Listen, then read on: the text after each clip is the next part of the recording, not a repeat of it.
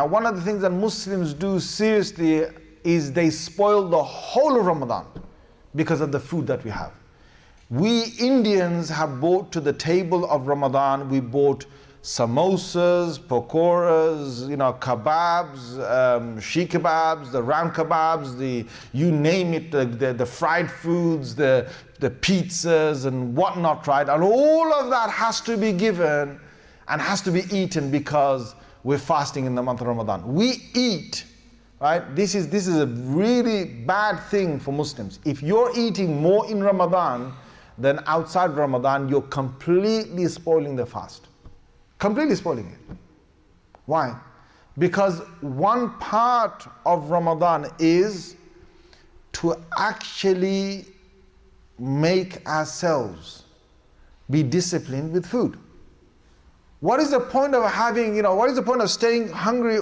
What is the point of staying away from food all day in Ramadan and staying away from food, and then we eat so much between Maghrib and Suhoor, we eat so much that you don't get hungry for the entire day, you don't get thirsty for the entire day, you just don't feel like any food the entire day. What was the point of fasting?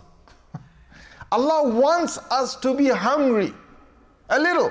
Are you going to die? Are you serious? If you're going to die, then don't fast. Allah's told us that, don't fast.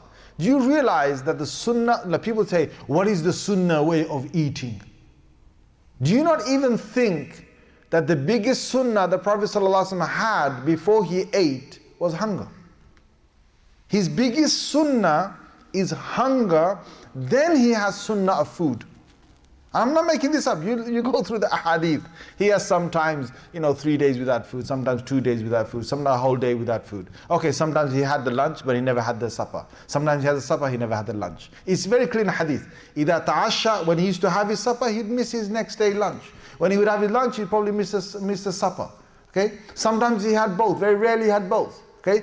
Aisha radiallahu anha, she says that 3 whole full moons have gone by, nothing was burnt, the stove was not even lit, and 3 moons had gone by. 2 whole months they were without food. So they said, what did you survive on? She said, water and dates. That's the household of the Prophet ﷺ. So the first thing is he had a lot of hunger, then he had some food. We have a lot of food and a little bit of hunger. That's the total opposite. And the next thing we do is, all these foods that we put on the plate, and especially for iftar, we're killing ourselves. How unhealthy all that food is, how bad it is. No wonder most of us are ending up in the ICUs. You know what I'm saying?